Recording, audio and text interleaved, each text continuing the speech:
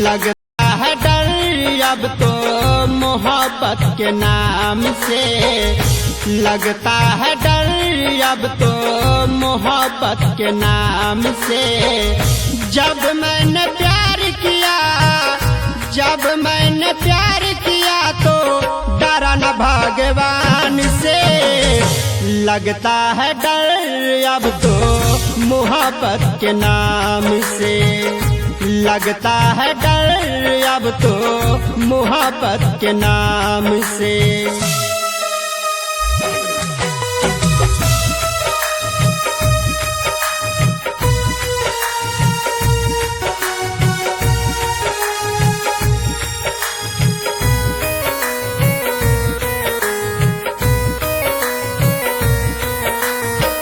मीठी मीठी बातों में मुझको फंसाया, एक पल हंसा कर जिंदगी भर रुलाया।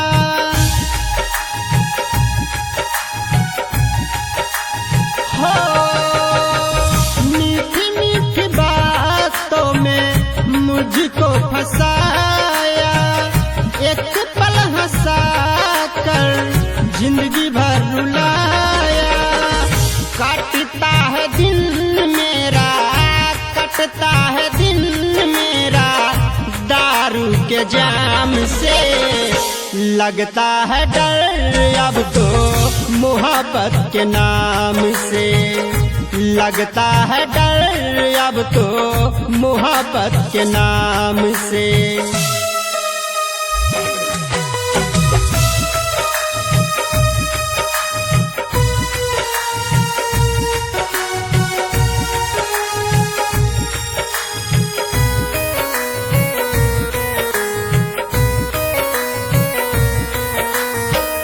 जब जब आए सनम याद ये तेरी, बहता है आँखों से अश्क ये मेरी।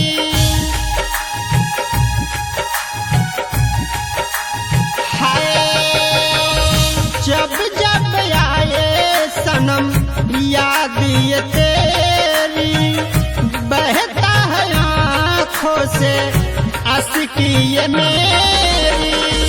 राइटर पिंटू राज कृष्णा बिहारी आज गुजरा अंजाम से। लगता है डर अब तो मोहब्बत के नाम से, लगता है डर अब तो मोहब्बत के नाम से। सौम्या रिकॉर्डिंग